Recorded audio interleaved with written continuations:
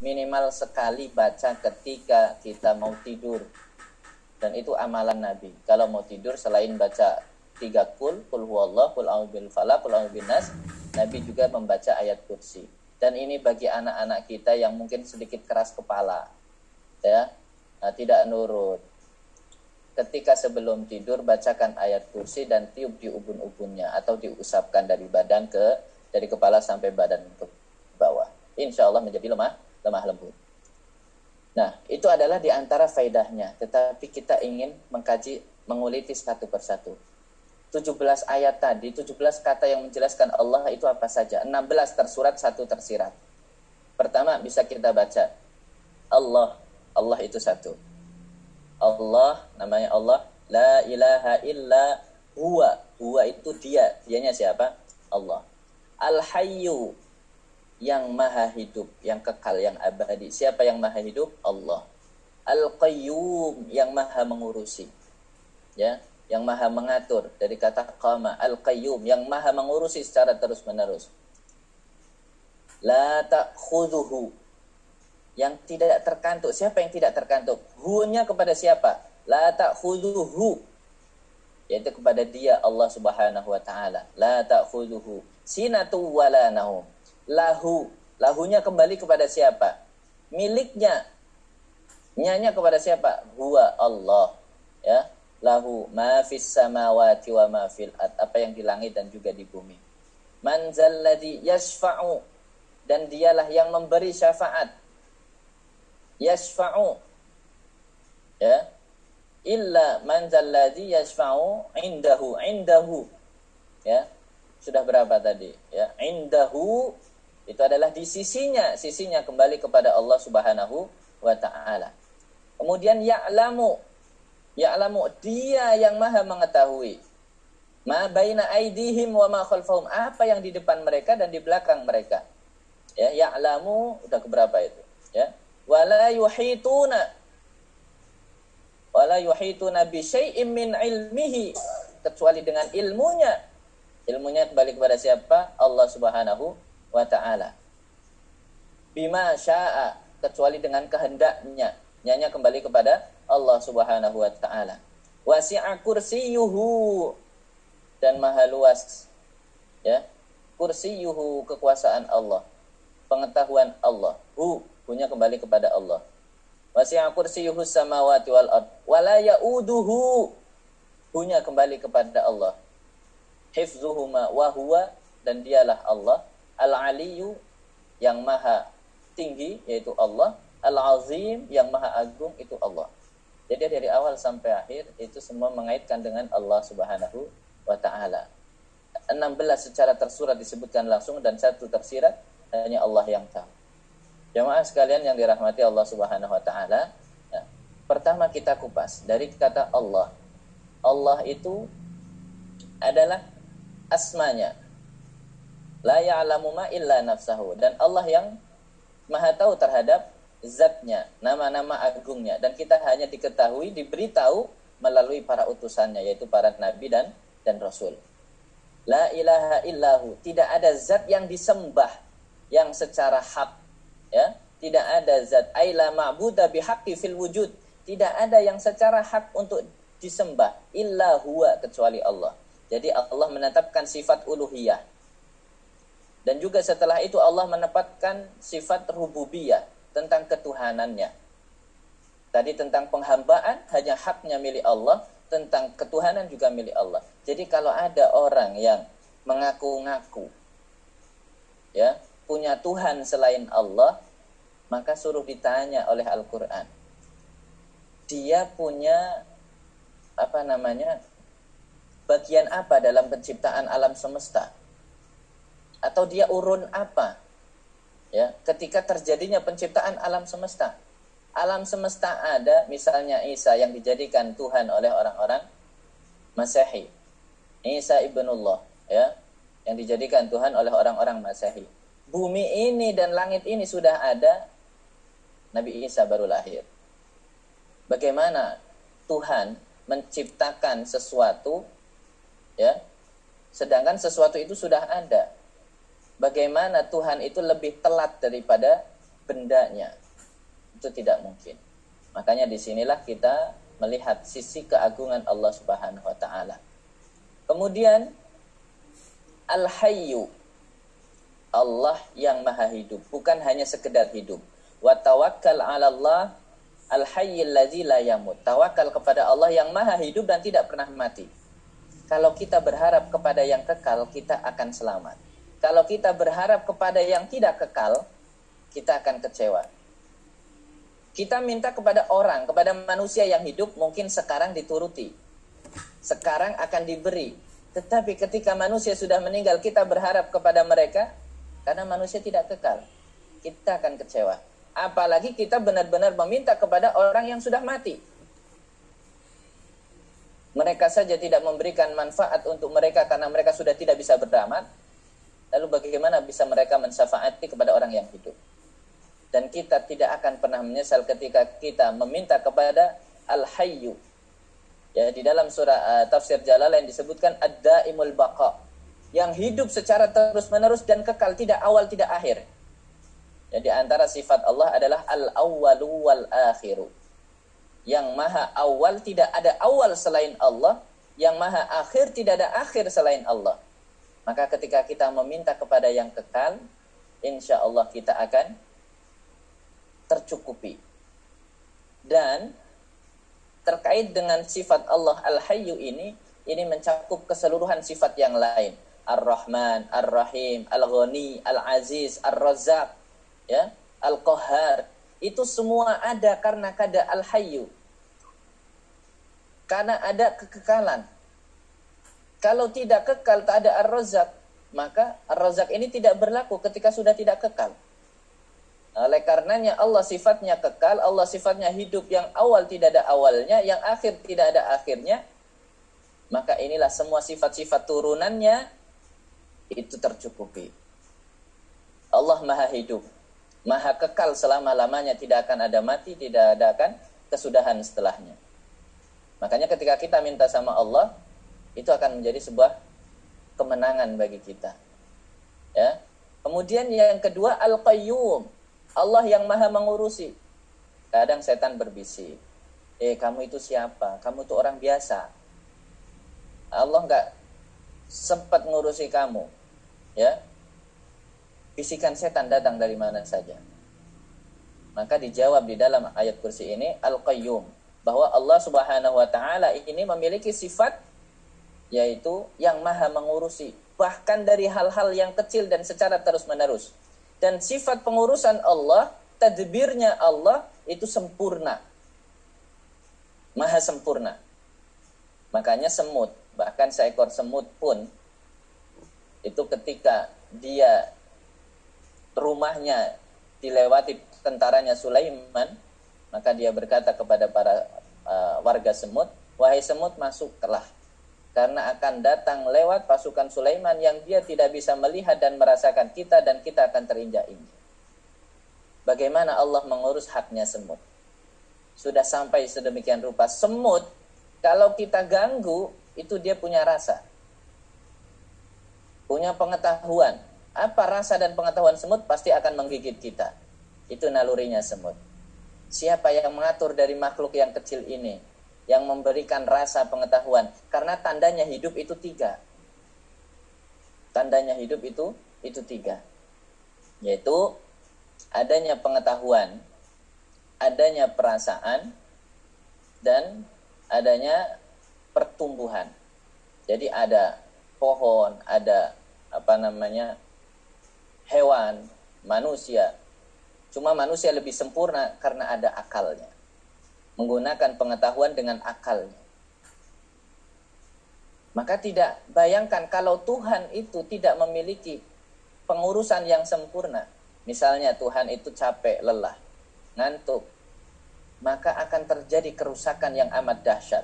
Dan ini dijelaskan oleh sebagian para ulama, bagaimana Allah itu yang maha sempurna dalam mengurus kita semua. Ya, ketika kita misalnya suruh memegang 2 gelas kaca yang diisi dengan air, pegang terus-menerus. Sedikit saja kita ngantuk, sedikit saja kita meleng, itu tangan kita akan goyah dan akan tumpah itu. Bahkan bisa jatuh gelasnya dan pecah.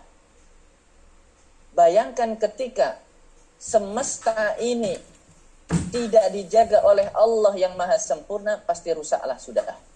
Bayangkan kalau Tuhan selain Allah itu mengurus semesta dan dia ada ngantuk, ada tidur, maka pasti akan rusak. Peredaran matahari terganggu, peredaran bulan, rotasi bumi semua terganggu, sehingga terjadi benturan alam semesta, rusak.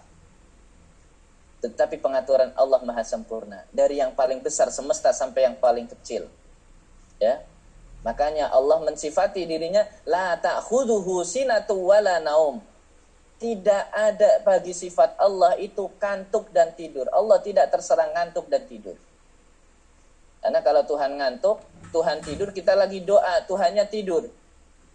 Siapa yang mau mengabulkan?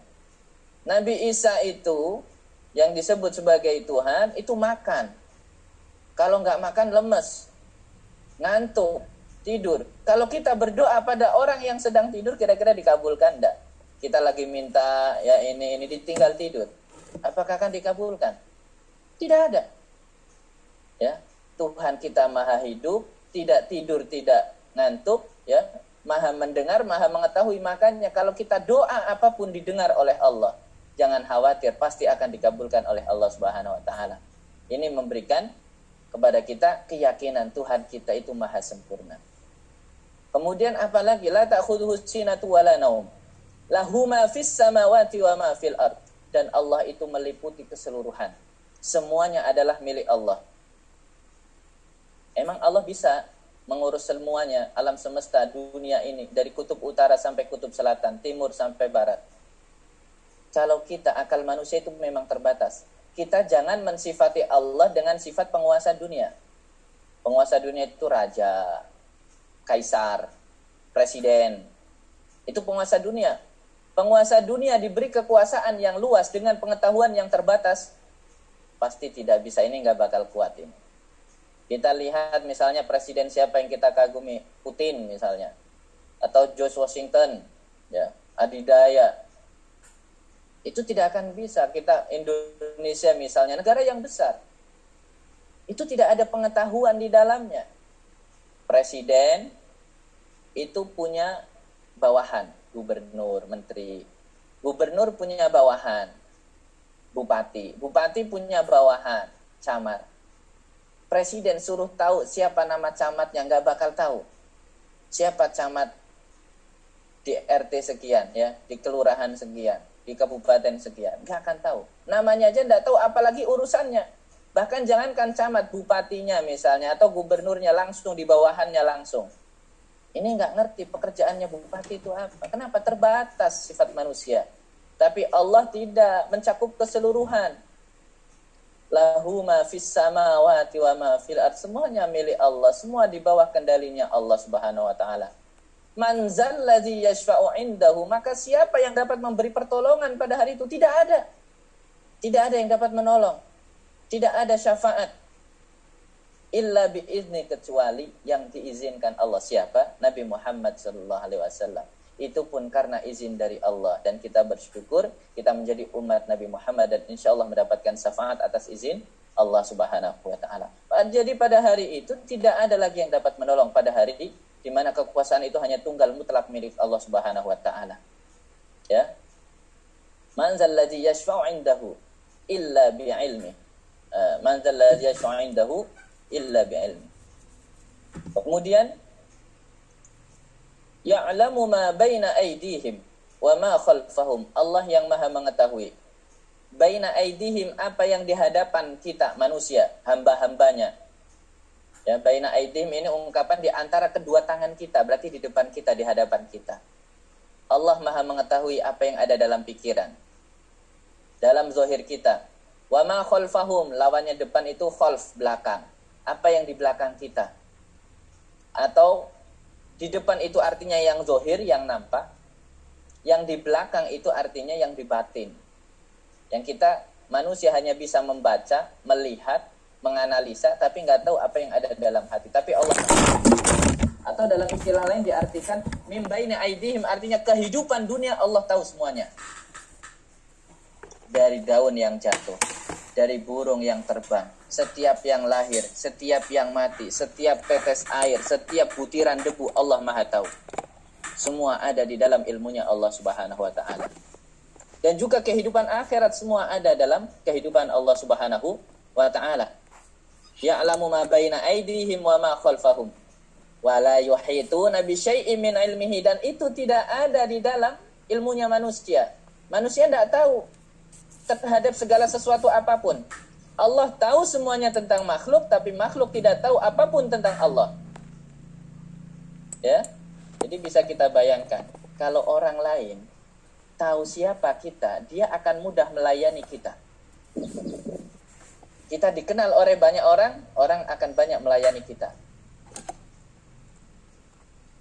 Tapi sebaliknya, kalau semakin kita tahu musuh kita, kita akan dengan mudah mengalahkan mereka. Karena tahu strategi mereka, tahu wawasan pengetahuan mereka, kekuatan mereka. Sebaliknya, kalau musuh kita tidak tahu siapa kita, dia akan kesulitan untuk mengalahkan kita, untuk menjatuhkan kita, untuk menghinakan kita. Tapi kalau musuh kita tahu tentang kita, strategi kita, kita akan lemah di hadapan mereka. Tapi Allah tidak dengan demikian. Allah Maha tahu terhadap siapapun makhluknya, yang zahir, yang batin, yang di depan, yang di belakang, yang akan dilakukan dan yang telah dilakukan. Allah Maha tahu semuanya. Ya, tapi kita tidak sedikit pun tahu tentang Allah kecuali illa bi'ilmihi, ya, kecuali dengan ilmunya Allah yang diberikan petunjuk oleh para nabi dan rasul kita. Makanya jangan percaya kalau ada orang yang mengatakan kejadian-kejadian masalah takdir. Karena tidak ada tahu yang masalah takdir kecuali Allah Subhanahu wa taala. Ini takdir kamu besok itu begini-begini, kamu bakal jadi begini, kamu bakal kaya kalau kamu begini. Jangan percaya sedikit pun. Karena segala ketentuan takdir datangnya dari Allah Subhanahu wa taala.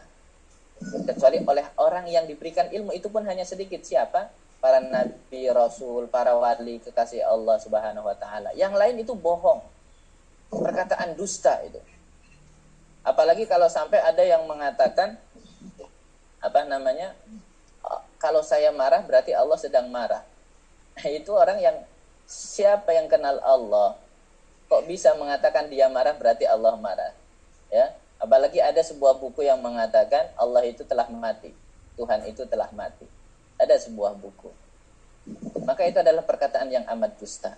Tidak ada yang mengetahui takdir kecuali Allah Subhanahu wa ta'ala. Atau kecuali kita tahu takdir itu ketika takdir itu sudah terjadi. Oh, ini sudah takdir Allah. Artinya ini adalah ketentuan dari Allah. Ketika takdir sudah terjadi baru kita sadar, oh ini takdir Allah. Tapi kalau belum, jangan sekali-kali mengucapkan atau mengatakan bahwa ini pasti terjadi. Kecuali kita hanya mengatakan insya Allah. Semua atas kehendak Allah Subhanahu wa ta'ala. Bapak Ibu yang dirahmati Allah Subhanahu wa ta'ala, ya, kalau kita berbicara tentang masalah takdir, memang tidak ada yang tahu kecuali Allah Subhanahu wa ta'ala.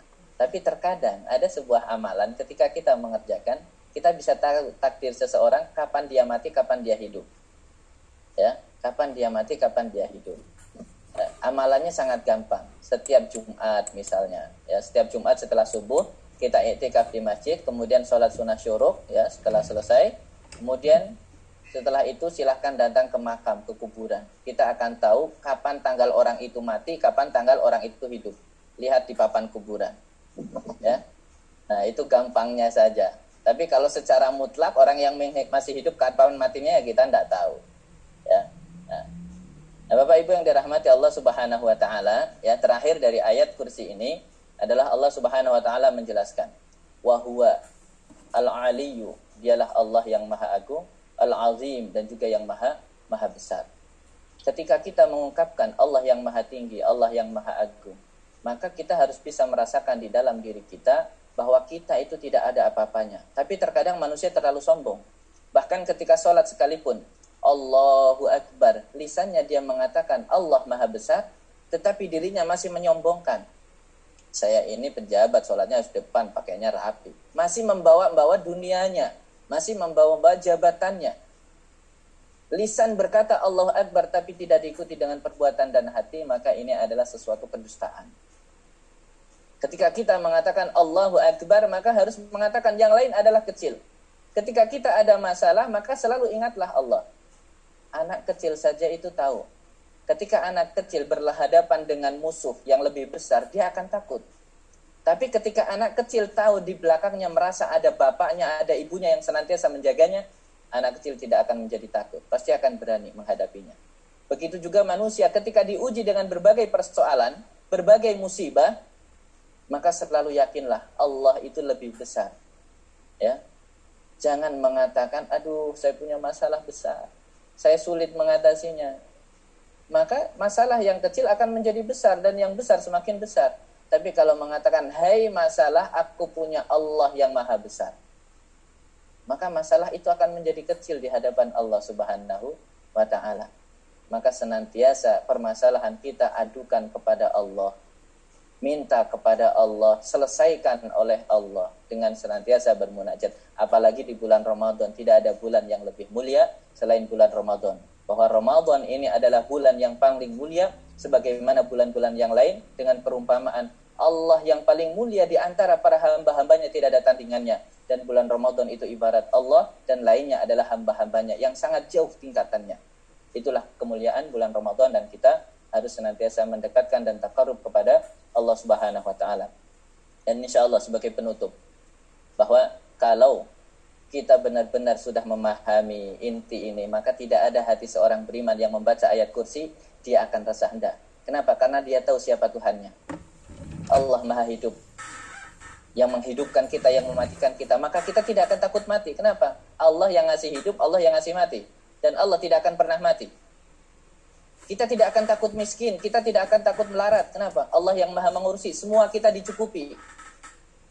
Ya, Allah tidak akan pernah meleng, pasti doa kita akan dikabulkan. Kenapa? Allah tidak pernah tidur, Allah tidak pernah makan, Allah tidak pernah lapar. Senantiasa mengurusi hambanya, dan Allah setiap hari sibuk dengan hamba-hambanya. Ya, di dalam surat Ar-Rahman Allah Subhanahu wa taala berfirman, wa fi kulli wa fi sya'an, ya, bahwa setiap hari Allah senantiasa dengan urusannya, yaitu memelihara semuanya, dan maha urusan Allah itu sangat sempurna. Dan inilah yang disebut dengan ayat pemelihara, yang menjadikan hati setiap mukmin tenang karena mengetahui siapa Tuhannya. Ya, tapi kalau kita hanya sekedar baca tapi tidak menghayati, bahkan walaupun kita tidak tahu maknanya, artinya tidak ada keyakinan di dalamnya, ya setan akan tetap saja lalu lalang. Ya, dia akan mudah digoda, akan mudah untuk larut dalam kesedihan. Kenapa? Dia tidak tahu siapa Tuhannya, sedangkan ayat ini menjelaskan siapa Tuhan kita yang kita agumi. Maka inilah disebut sebagai ayat pemelihara, ayatul hifz, ayat penjaga yang insya Allah akan melindungi kita semua dari godaan syaitan dan dari segala keresahan hati yang melanda kita semua. Baik, itu saja mungkin yang bisa saya sampaikan. Nanti bisa kita lanjutkan dengan diskusi ataupun tanya jawab. Silakan Ibu Dokter. Terima kasih. Assalamualaikum Bapak Pak Ustadz. Menarik dan menambah pengetahuan kami semua. Saya terutama yang selama ini barangkali hafal ayat kursi tapi tidak tahu demikian dalam maknanya.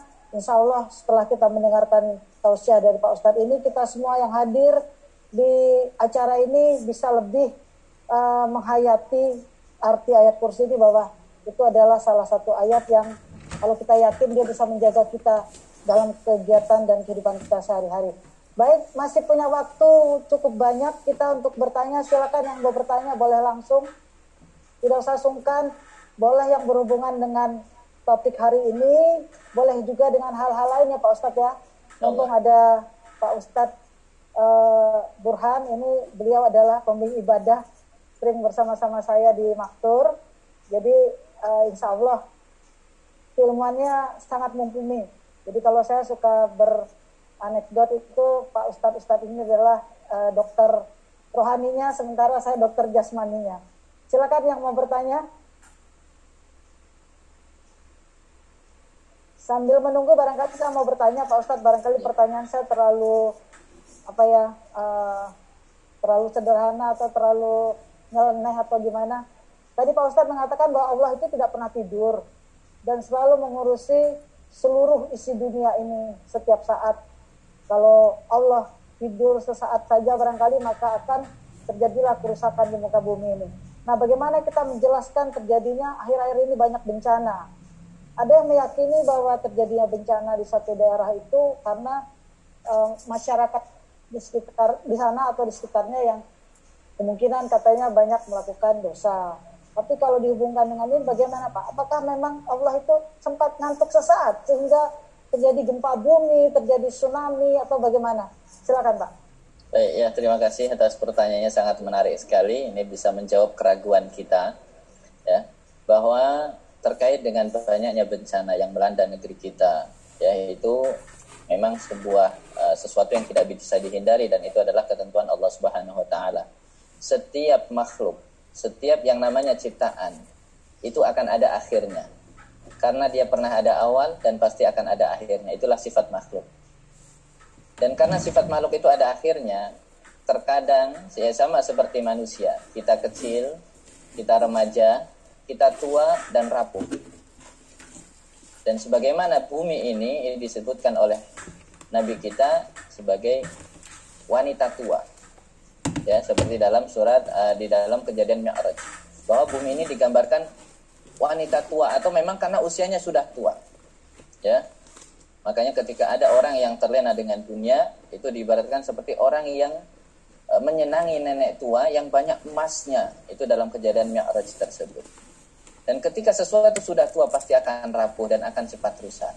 Dan ini sebagai tanda akhir zaman, kita hidup di akhir zaman. Tapi bukan itu yang ingin kita maksud dengan banyaknya bencana ini. Ya, bahwa bencana ini adalah semuanya ujian bagi kita. Ya, baik kita hidup itu akan diuji, mati juga kita akan diuji sebagai ujian bagi kita. Untuk mengetahui siapa di antara kita yang paling baik amal kita. Kalau orang yang beriman, maka memandang datangnya musibah bencana itu senantiasa akan mendatangkan kebaikan dan meningkatkan keimanan. Ketika dia diberikan kesenangan, kemudahan, dia bersyukur. Ketika diberikan kesulitan, sesuatu yang tidak disenangi, dia bersabar. Akan senantiasa baik di mata orang yang beriman. Tetapi di mata orang yang tidak beriman, maka bencana dan musibah itu sesuatu yang dianggap buruk. Sesuatu yang dianggap membawa kesusahan bagi mereka. Ya. Disinilah hikmahnya bagi orang beriman adanya musibah atau tidak. Memang sebagian hadis menyebutkan di antara hal yang menyebabkan Allah murka. Jadi di sini tidak disebutkan Allah itu ngantuk atau tidur. Kenapa? Karena Allah sudah mengharapkan la ta'khudhuhu sinatu wala naum. Allah mengharamkan atas dirinya sendiri sifat kantuk dan tidur. Jadi mustahil Allah ngantuk dan tidur. Jadi bencana ini bukan karena Allah ngantuk, bukan karena Allah lengah, tidak. Allah maha sempurna, Allah maha menguasai dalam setiap urusannya. Dan setiap urusannya diselesaikan dengan sempurna, itu hak Allah. Itu adalah zat yang pasti ada pada diri Tuhan. Jadi bencana ini bukan karena Allah ngantuk dan tidur. Dan itu sudah dibahas dalam ayat kursi tadi. Ya, jadi setiap ada bisikan setan datang kepada kita tentang meragukan Allah Subhanahu wa taala, baca ayat kursi. Karena setan tidak akan bisa membisiki orang yang dalam fikiran dan hatinya itu ada Allah. Dalam hadis disebutkan kenapa banyak datang bencana, musibah, gempa bumi, tsunami, ya. Itu karena selain itu sebagai bentuk ujian, itu sebagai azab karena banyak orang yang berbuat maksiat di dalamnya. Maksiat itu mengundang bencana, mengundang azab Allah. Yang tertimpa bukan hanya orang yang bermaksiat, yang ada di sekitarnya yang mendiamkan maksiat itu pun akan terkena. Bahkan orang yang beriman ketika dekat dengan orang maksiat akan tertimpa. Tetapi tertimpanya orang yang beriman itu sekali lagi adalah ujian. Apakah dia sabar akan ketentuan Allah atau tidak? Orang yang tenggelam di laut, kapalnya karam, kemudian meninggal, dia syahid di mata Allah. Bagi orang yang beriman. Tapi yang tidak beriman itu adalah siksa dengan ditenggelamkan ke dalam air. Orang yang melahirkan, meninggal ketika melahirkan, maka bagi orang yang beriman itu syahidah. Tetapi wanita yang melahirkan dan dia tidak beriman, itu akan menjadi beban azab yang semakin sakit. Ketika sakit saja sudah sakit, apalagi saat melahirkan, lebih sakit lagi. Maka ini bagaimana kita memandang setiap ujian yang datang dari Allah. Dan ujian itu memang benar kadang ada kaitannya dengan maksiat, tapi tidak ada kaitannya Allah ngantuk ataupun tidur. Karena sudah terjawab di dalam ayat kursi tadi. Dan satu lagi mungkin yang ingin saya sampaikan, bahwa ayat kursi itu adalah ayat kemerdekaan. Maksudnya apa? Membebaskan dari kita dari segala bentuk penghambaan kepada berhala apapun. Di awal ayat tadi, Allahu la ilaha illahu. Maka tidak ada yang patut disembah, tidak ada yang hak disembah, tidak ada yang patut untuk kita takuti kecuali Allah. Maka kita tidak boleh takut pada manusia. Ya, kita tidak boleh takut sama dosen.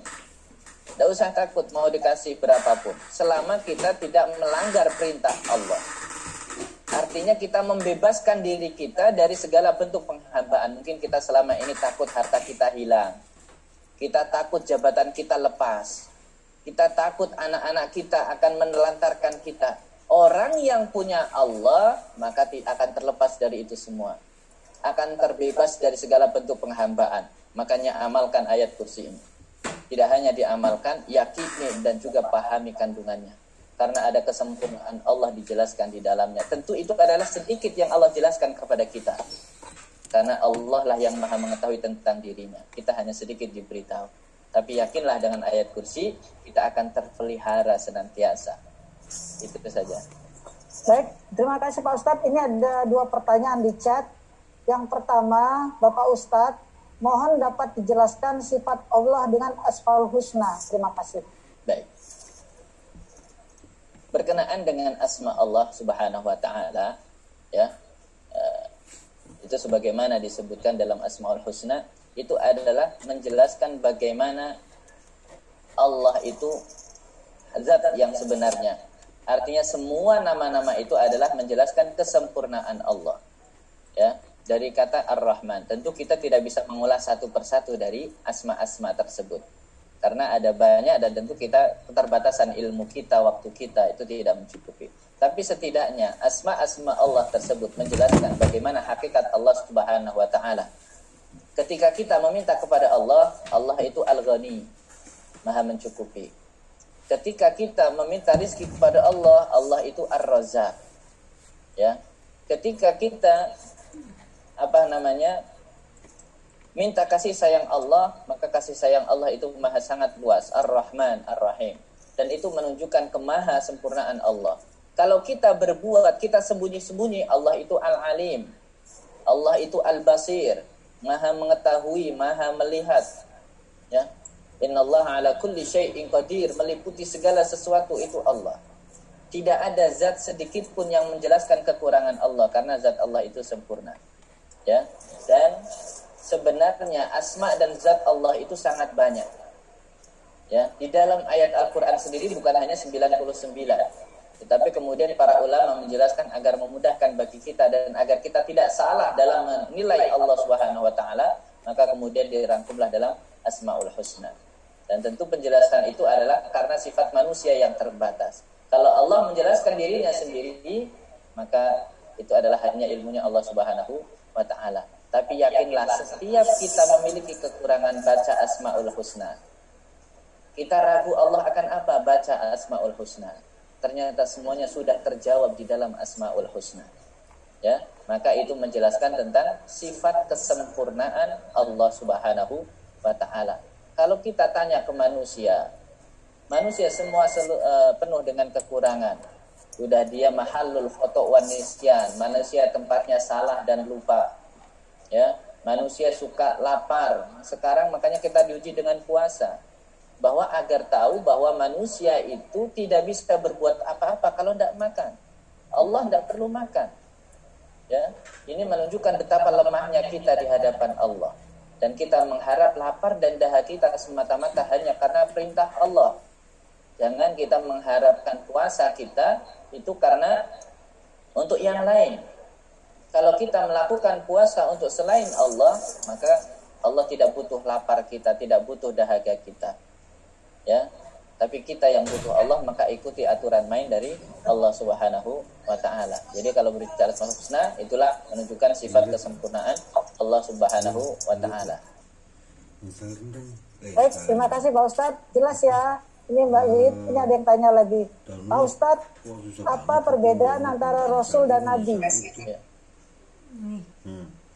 Antara Rasul dan Nabi, tadi sudah disebutkan di awal. Nabi itu kurang lebih ya disebutkan oleh para ulama ada 124 ribu nabi yang diutus oleh Allah kepada para umatnya. Kemudian Rasul ada kurang lebih 313 Rasul. Setiap Rasul itu pasti Nabi, tapi setiap Nabi belum tentu Rasul. Ya. Mereka semua adalah hamba Allah Subhanahu Wa Taala. Nabi itu hanya diperintahkan dakwahnya untuk dirinya dan lingkungannya saja. Ya. Kemudian Rasul itu adalah mereka yang diutus oleh Allah untuk dirinya, keluarganya, dan diwajibkan untuk menyampaikan pesan-pesan dari Allah Subhanahu wa taala. Wajib untuk berdakwah karena sifat Rasul adalah harus tabligh.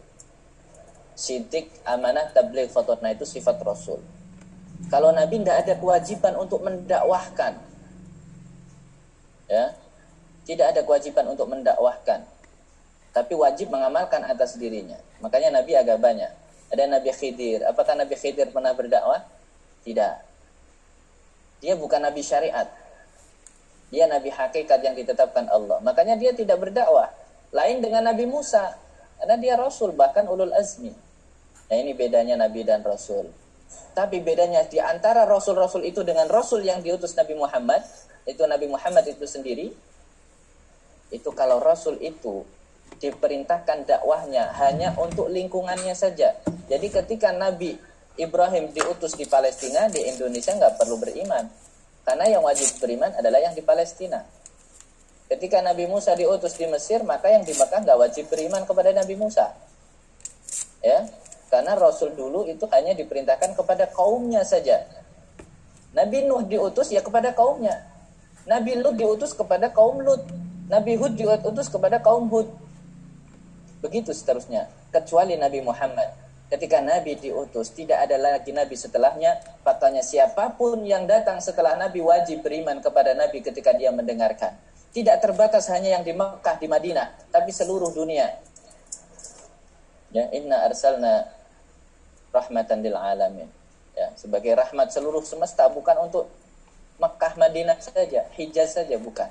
Itu bedanya antara Nabi dan Rasul yang tadi disebutkan. Nabi tidak ada kewajiban dakwah kepada selainnya, dan sedangkan Rasul ada kewajiban dakwah kepada kaumnya. Kurang lebih seperti itu. Allah a'lam bishawab. Terima kasih. Pertanyaan berikutnya banyak nih Pak. Barangkali ini ada hubungannya nih antara pertanyaan yang ini dan yang di bawahnya. Ingin bertanya Pak Ustadz, bagaimana sikap kita untuk contoh kecintaan kita kepada Allah? Nah, barangkali ada hubungannya dengan itu Pak. Izin bertanya Pak Ustadz, bagaimana cara kita selalu ingat bahwa Allah selalu ada di saat kita dalam kesulitan? Karena terkadang di saat kita di titik nol sering timbul pertanyaan kenapa dan mengapa. Bagaimana menguatkan diri kita Pak Ustadz? Terima kasih. Baik. Bagaimana menunjukkan kecintaan kita kepada Allah? Ya, orang yang cinta itu di antara tanda-tanda cinta kasratul zikri. Itu sering mengingatnya, itu bukti cinta. Kalau kita cinta kepada wanita, cinta kepada anak, pasti akan selalu dipikirkan. Anak saya lagi ngapain? Ini kekasih saya lagi ngapain? Istri saya sudah makan atau belum? Selalu diingat. Itu bukti cinta. Kalau kita bukti cinta kepada Nabi, ya banyak mengingat Nabi, banyak bersolawat kepada Nabi. Kalau bukti kita cinta kepada Allah juga selalu ingat kan Allah Subhanahu wa taala. Tapi cinta kepada Allah beda dengan cinta kepada makhluk. Cinta kepada Allah itu harus diikuti dengan sami'na wa ata'na, ketaatan kepada Allah. Zikir artinya menghadirkan Allah. Allah itu mengawasi kita, Allah itu menjaga kita, Allah memberikan rezeki kepada kita, Allah melindungi kita. Itu zikir, mengingat Allah. Baik zikir lisan atau zikir hati. Lisan subhanallah, subhanallah, subhanallah, alhamdulillah, alhamdulillah, alhamdulillah. Zikir hati menghadirkan Allah dalam hati kita. Dan itu diantara hikmah puasa adalah memupuk sifat muraqabatillah, menghadirkan Allah dalam diri kita sebagai bentuk pengawasan. Itu hikmah puasanya. Dan itu adalah bagaimana kita membuktikan cinta kita kepada Allah Subhanahu wa taala, bukti kita cinta kepada Allah, ya. Dengan perbuatan berarti ya, Pak, Tentu ya? dengan perbuatan. Cinta yang hanya dengan lisan itu bullshit. Perkataan monyet saja yang tidak bisa dibuktikan. Cinta itu harus ada efeknya. Ya, seperti cinta Laila dan Majnun. Kenapa dikatakan Majnun, gila? Karena dia saking tercinta-cintanya apa? Saking cintanya kepada Laila. Bahkan setiap dia melihat Laila lewat jalan ini, dia akan lewat di belakang itu.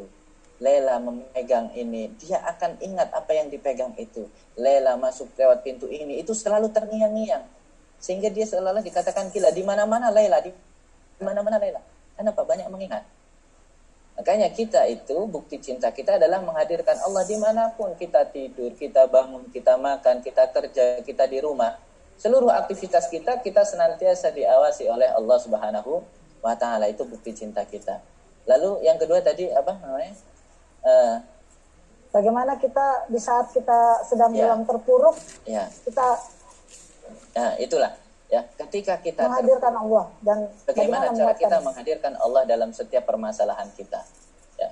Sekali lagi, di antara bukti kuatnya cinta kita, di antara bukti kuatnya iman kita adalah selalu yakin akan adanya Allah Subhanahu wa ta'ala. Kalau kita meragukan Allah, berarti bukti lemahnya iman kita. Karena bukti iman yang kuat itu tidak akan dia merasa tersakiti, dia tidak akan merasa kesulitan ketika diuji dengan dunia. Walaupun itu yang tidak menyenangkan. Ini dibuktikan bagaimana Masyitah. Masyitah itu bukan nama orang, kita kan mengenalnya nama orang. Tukang sisirnya anaknya Fir'aun. Masyitah itu ya tukang sisir, artinya tukang sisir. Kalau kita ya salonnya lah. Jadi Fir'aun itu dia punya anaknya itu ada tukang salon riasnya di rumah. Namanya ya disebut tukang sisir, Masyitah dalam bahasa Arab. Masyitah itu ketika sisirnya jatuh, apa yang terjadi? Dia langsung mengingat Allah, Bismillah. Nah, ini diantara salah satu anjuran ketika kita kepadu, kita terjatuh, kita kaget, kita itu ingatnya Allah, Bismillah. Tapi kadang kita nyengutnya Astaghfirullah ataupun lain. Ya, tidak masalah selama itu mengingat Allah, tapi dianjurkannya adalah Bismillah. Masyitah ini ketika sisirnya jatuh, dia ingat Bismillah dan diambil. Lalu anaknya Fir'aun itu tahu, mendengar. Apakah itu bapakku? Yang dimaksud Tuhannya itu adalah bapakku? Bukan. Ya. Rabbi wa rabbuka wa rabbu abaika wallah. Bukan bapakmu yang disebut atau yang dimaksud sebagai Tuhan, tetapi Tuhan bapakmu dan Tuhanku itu adalah Allah. Lalu kata anaknya Fir'aun, kalau gitu saya akan adukan. Diadukan. Lalu disidang oleh Fir'aun. Apakah yang kamu sebut Tuhanmu dan Tuhanku itu adalah aku? Dalam maksud bukan Tuhanmu, Tuhanku adalah Allah. Ya. Maka kemudian diancam, ya, disiapkan wadah yang sangat besar, dimasukkan sesuatu yang panas, yang mendidih, ya entah itu minyak, entah itu air, kemudian akan diancam dimasukkan. Maka Masyitah yang begitu tahu imannya kepada Allah bahwa dunia ini fana, bahkan dia meminta dibuatkan surga, rumah di surga karena keyakinannya kepada Allah. Dia tidak takut dengan ancaman dunia. Maka dia kemudian menjeburkan satu persatu anaknya jatuh. Hingga kemudian tinggal dirinya dan anak yang ada dalam kandungan, dalam susuannya, digendong.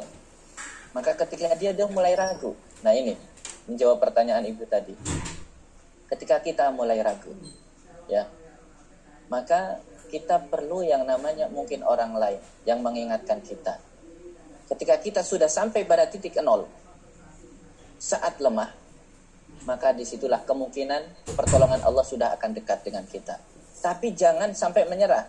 Kalau sudah di titik nol kita kemudian menyerah, maka selesai sudah ujian kita. Kita akan menjadi orang yang merugi. Masyitah ketika sudah mulai mau menyerah, kenapa? Melihat anaknya satu persatu.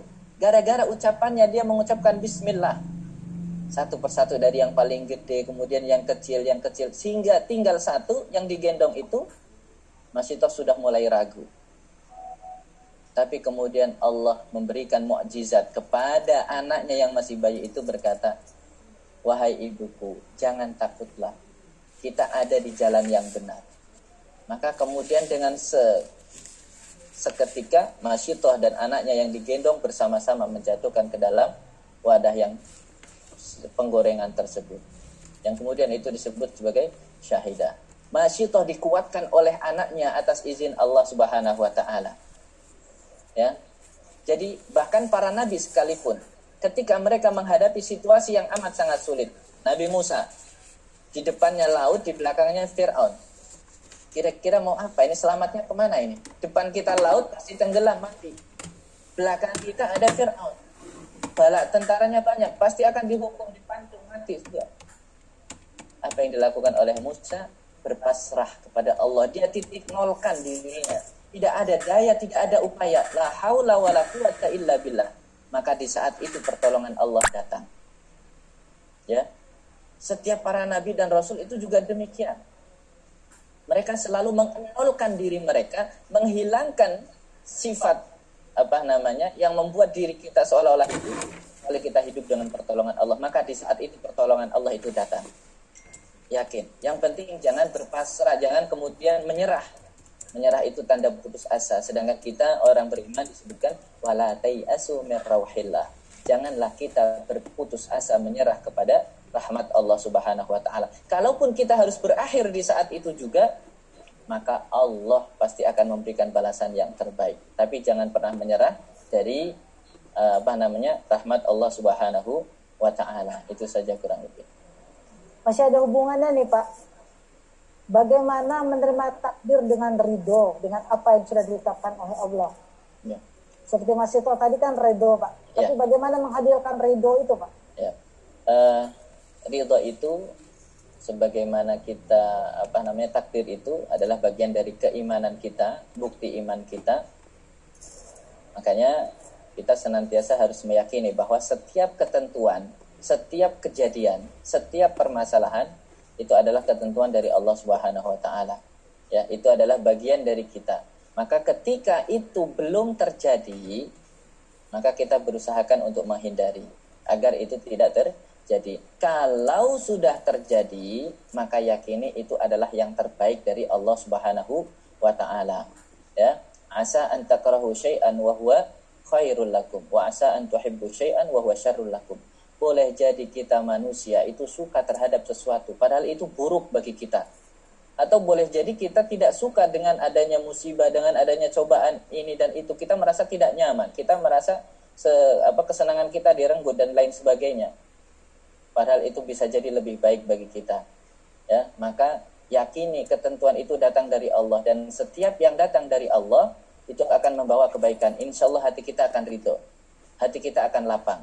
Kalau kita tahu bahwa ini merupakan ketentuan Allah Subhanahu wa ta'ala. Tentunya dengan melihat bagaimana tadi. Kita kalau sudah mengamalkan ayat kursi, kita sudah tahu Allah, kita sudah tahu zatnya Allah, kesempurnanya